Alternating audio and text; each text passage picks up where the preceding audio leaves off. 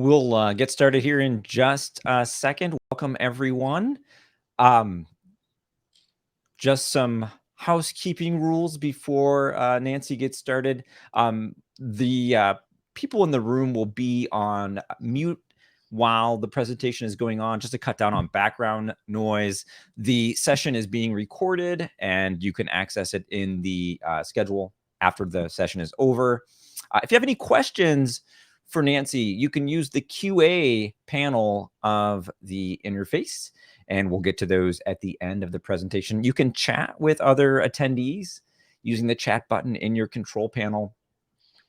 If you have any technical difficulty, you can use the chat box to reach out for GALA staff, and maybe I can help as well. So my name is Max Troyer. I'm a professor at the Middlebury Institute of Monterey, International Studies at Monterey. I teach audiovisual localization, and so I am so excited to hear what Nancy has to say about the impact of synthetic media on our industry. Nancy is a German entrepreneur. She lives in the Netherlands, as she already mentioned. She speaks 5 languages fluently, and she helps companies grow with smart sales and marketing strategies. And she founded a AI Video.pro, an AI video startup. So without delaying anymore, I will pass the baton on to Nancy. Thank you, Max, for the introduction, and it's a great pleasure being here and opening the virtual program of the GALA conference. As you see in the background, I am with you. I am in San Diego virtually, but I'm sending hello from the Netherlands. It's evening here, so good morning, good evening, everyone, wherever you are. And yeah, as Max mentioned already, I've been working all my work life in the localization industry, in building new business, in growth strategy, and I've been always screening the market for new technologies, for new opportunities that can help me as a salesperson or us as an organization create even more value with content for our customers, and get closer to the source of content. And synthetic media is definitely very exciting opportunity in this space. So I brought a couple of slides for you. If we can't cover all your questions during the session, it's quite a short one, and please reach out to me on any channels here on the platform, on LinkedIn, wherever. I'm happy to help you if you want to go into any depth.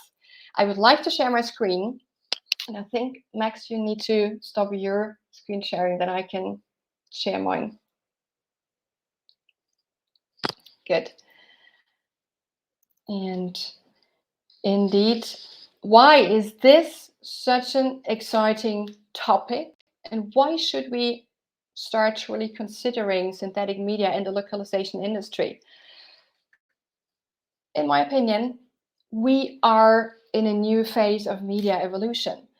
We are in a third phase, actually, of media evolution. And let's just go back, just a step back, to know where we are, where do we come from. When radio, when television broadcasting came up, it was all of a sudden possible to broadcast a message, certain piece of content to the mass. With the new media coming up, it was possible basically for everyone with internet to share that content or that message with the wide mass or with a specific user group. And that was also the time, we remember the 80s, the 90s, when translation was automated, the big hype, the big explosion, first explosion in translation industry, actually. And now we speak about the third wave in media evolution, because synthetic media is coming up everywhere. We are in the middle of a content explosion, a huge need for content, but not only content, high quality content, content adaptation, content curation, personalized content. So we can see synthetic media actually everywhere as a consumer already, whether it's Instagram, whether it's Snapchat, whichever tools we use. But what we are looking today here from an industry perspective is the B2B. Does synthetic media break through to the B2B? And we see synthetic media all around in B2B as well already. I can just remind you, in case you don't know already, the Deutsche Bahn, the German trains, they are announcing the schedules with AI voices, synthetic voices.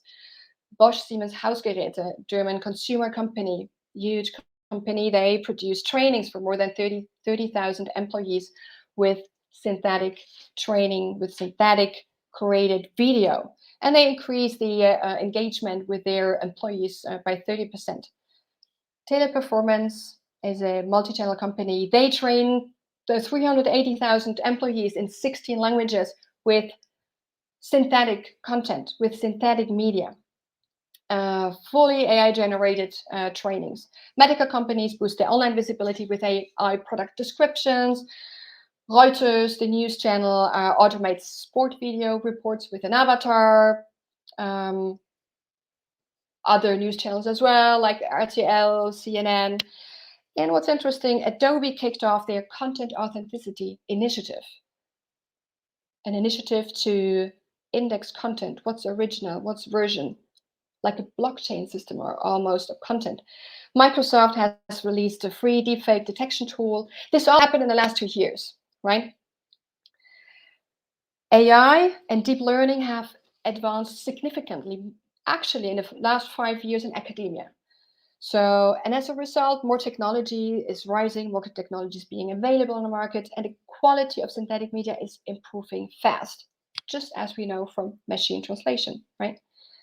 And it may soon be indistinguishable from traditional media. And COVID, the pandemic, has definitely accelerated this. So the true question is, the future, is it synthetic? What will this future scenario be? Let's define what is synthetic content for everyone here. So we speak of synthetic content whenever voice or text or image or video, sound is generated by AI or is modified by AI. So it goes across all kind of media. And but basically what is happening in the third wave of media evolution is that an idea can be turned much faster into content, into professional content. Basically, everyone can nowadays create professional content. Yeah, does that mean that synthetic content is taking over? I personally don't think so.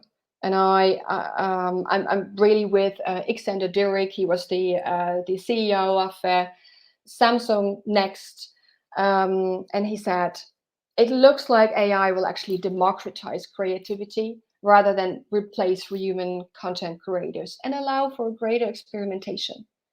So let me show you an example for that, not replacing fully human, but allowing for greater experimentation and creativity.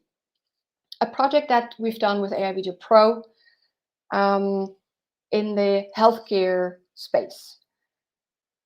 We have been working with the German diabetes associations. Diabetes is a very common disease in society.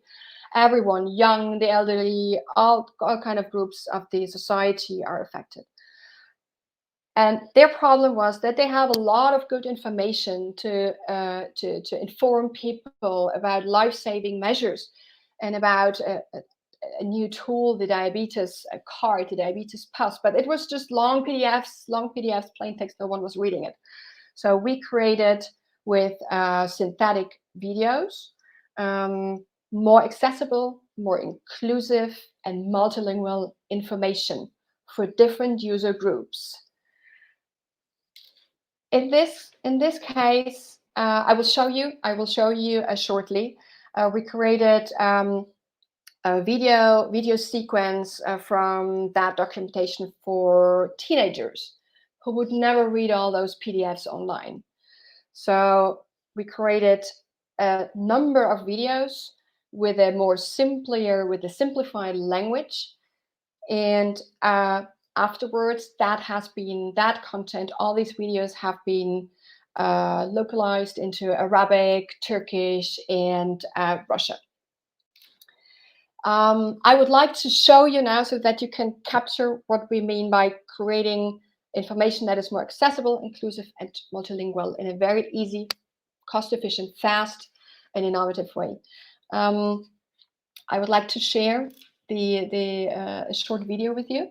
So hold on a second.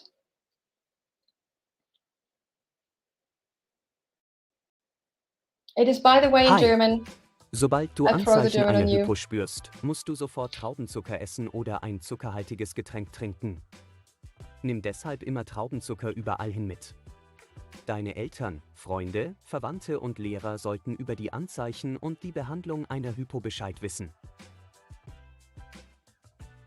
Eine Hypo kann sich bemerkbar machen durch Kopfschmerzen, Merkschwäche, Sprachstörungen, Benommenheit, Schläfrigkeit, Verwirrtheit, Sehstörungen, Wesensveränderung oder Aggressivität.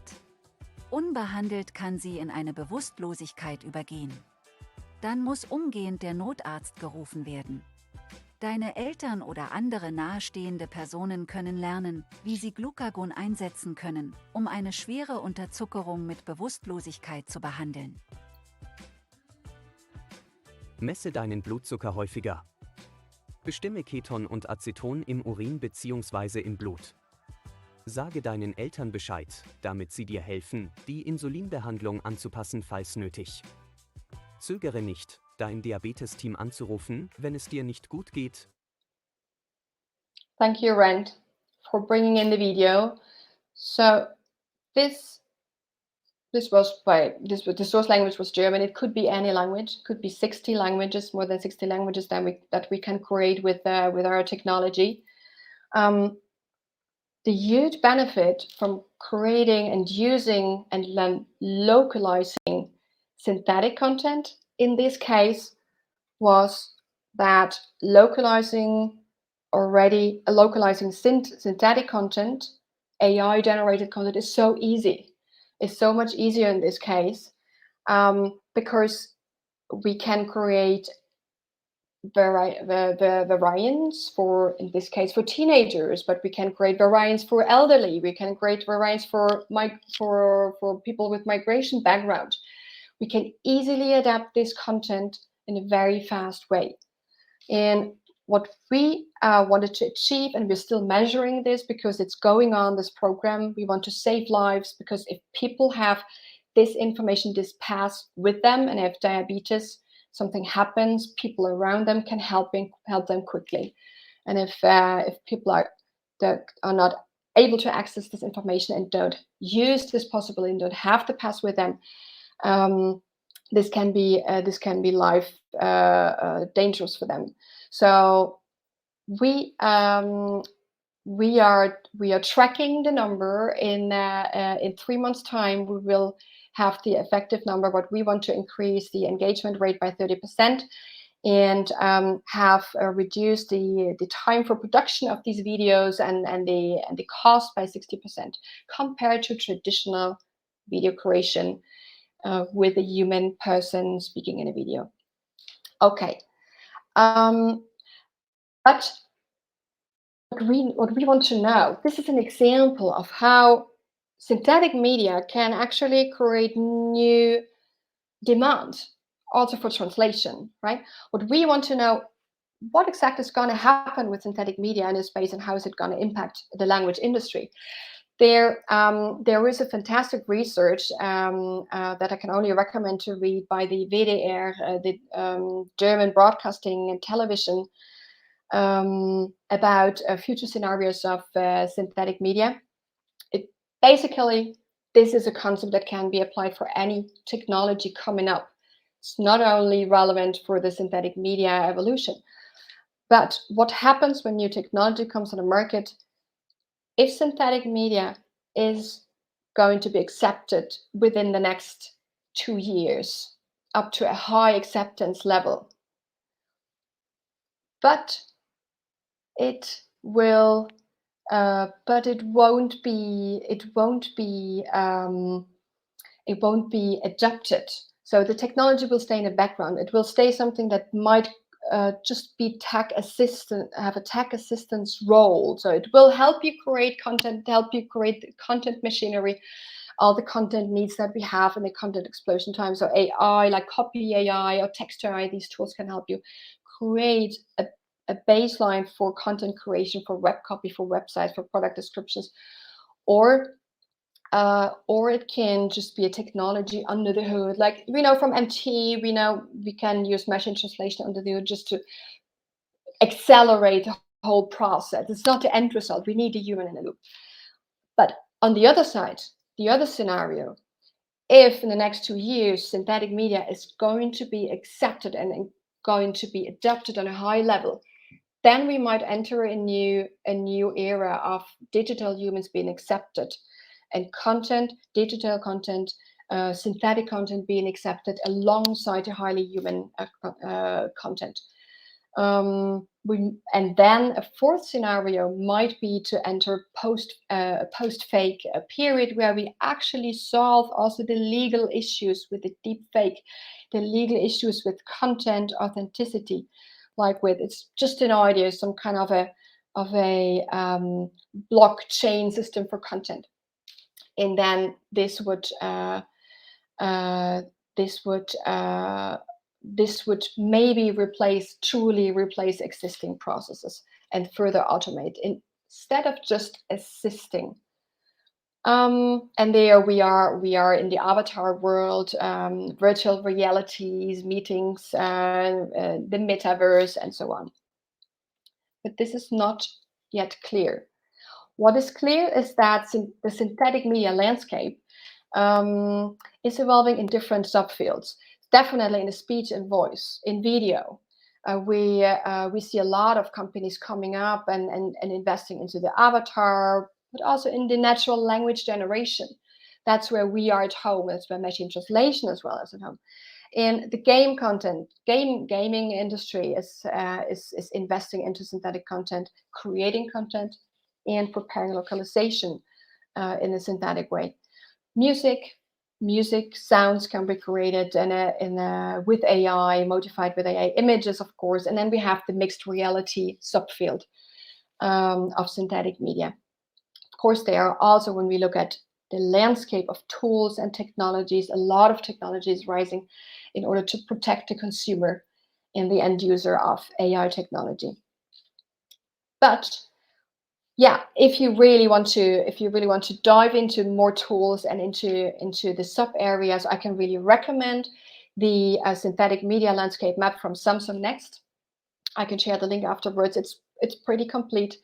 But when I analyze that data, I see that we as the language industry, for example, in terms of natural language generation, we're just a part of the whole scenery. The language industry is just a part of the whole content transformation that's going on with the possibilities of synthetic media. And if we don't take that opportunity and make it ours, someone else will make it theirs. Quite impressive, the numbers. I don't take them to the last bit and dot seriously, but it's projection, and it shows a strong growth. If we just look at the growth of the natural language generation field, then the global market growth is estimated to increase from a 13 billion of last year to a 26 billion in 2027. It's enormous. There are limitations. And there's a lot of hesitation in the language industry still integrating or diving deeper into synthetic content. There are issues with accessibility of the technology. There are limitations in terms of acceptance. Synthetic content can be, of generically speaking, lower quality compared to fully human created processes. That is true. But in certain circumstances, it might be absolutely sufficient. There are limitations, as mentioned, in terms of authenticity. We need more legal clarity in order to divide the good from the bad use of the technology. There are discrepancies in terms of quality and expectation. And just a very practical example, Google does not like AI generated content. So has been a lot of research ongoing And the result is actually clear that with regards to internet content, AI-generated text is penalized, is not likely to be accepted by Google in terms of visibility, search engine optimization, and so on. But still, the opportunities to summarize in the language industry, there are on the one hand, on the side of using AI tools under the hood and combine them with human creativity, just as we know from machine translation, but not to be underestimated, the replacement of traditional processes, maybe in dubbing and subtitling. Regarding AI voices there are fantastic results nowadays that are close to human and far more practical, easier to record if that is relevant in the production process. And the field of new language services, the new technology, synthetic media is creating new services in the text-to-speech, in the NLP, in the voice, in the video, script creation. New services might appear, which I don't consider highly relevant, but there are new services coming up. And of course, data services, that is growing very strongly. Synthetic media can be created and localized in a fraction of the time compared to traditional media. What we found in the projects that we've been running over the last year is that when we try to localize, we are not really talking about localization of content. When we try to localize traditionally created content, for example, video, in an AI, in a synthetic way, that is not as efficient, of course, as localizing synthetically created content. That is just really, really easy. The videos that I showed you before, to synthetically created content, to localize it or modify it, personalize it. And then there are the multilingual digital humans. If we get to that scenario that they are accepted, think of the movie industry, think of the Netflix problems, think of the dubbing, the subtitling industry, searching for good translators, lack of resources. That bottleneck might be solved by partially by synthetic media. And not to be forgotten that new technology is also creating new demand. For example, with the video that I shared, in that case, the information wouldn't have been even localized because it would have been too costly or too time consuming. I can now really invite you, and I would like to react on your comments, and I would like to invite you to take the poll now that we prepared. Please let me know in the audience here, with the help of the GALA team. We wanted to ask you, what has been your touch base with synthetic media so far? Do you currently use AI for content creation or for translation localization? Please let us know, everyone here in the room, and wherever you are. Do you regularly currently use AI for content creation or translation? Sometimes sporadically, or no, I don't. Please let us know.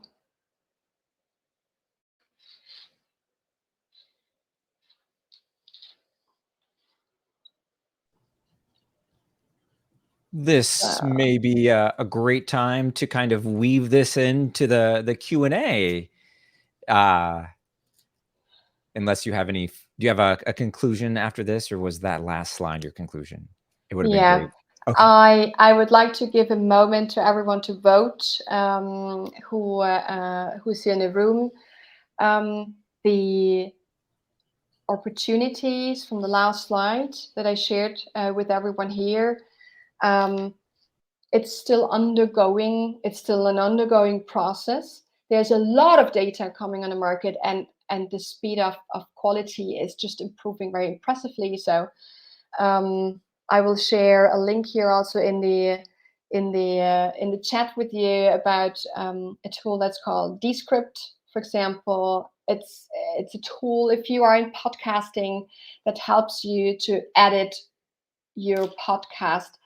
A humanly recorded podcast, you can edit in a very easy way afterwards with the help of AI. It's a fantastic tool, and I will share a link to the video, the AI video tool that we use, that you can also test yourself. You can create some videos in different languages. It's for free, and I will share that in the chat. So open for your questions and comments. That's really, really welcome. Can you relate to that, to the media evolution? Do you see that already? And I see a question coming up. I think Winnie already asked a great question related to the time that it takes to localize synthetic content. And I think weaving this with a question about revenue might be interesting. If synthetic media is cheaper to create, what is the impact on cost? And I guess, why, Winnie's question, why is it faster to localize? Yeah, it's a very good question. And first of all, with regard to the creation of the content, it really depends on the quantity. So the more video you create, on the creation side, the higher the cost or the time savings. We have done projects where we've seen that we can create videos, like a set of 50 videos or a set of 30 videos, in that range, at 20% of the time of traditional recording, when we talk about humans being recorded in a studio, highly professional video recording. And cost is also a fraction of that. It depends a bit whether you create a new video as a template or whether you adapt.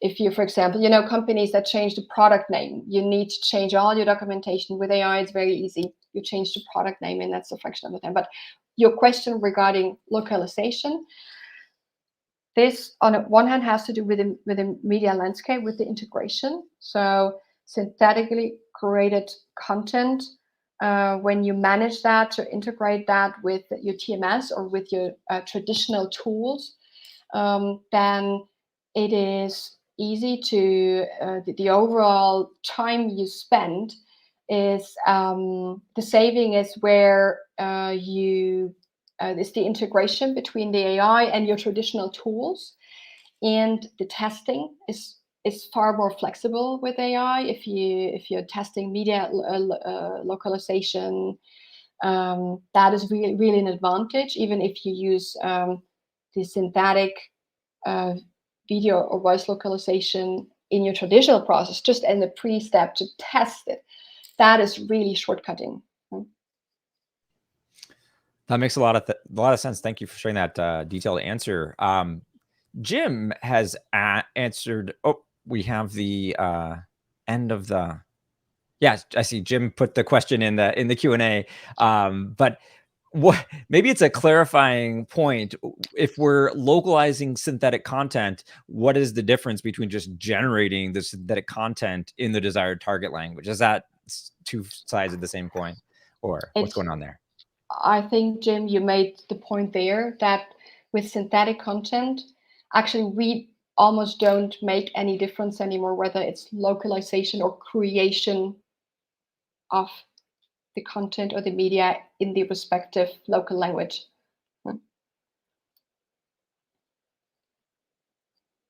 And just time for maybe one more. I don't know how we're doing. I mean, I do know how we're doing, but I don't know how long the answer is going to be. It looks like we have 1 more minute. Yes. What about revenue?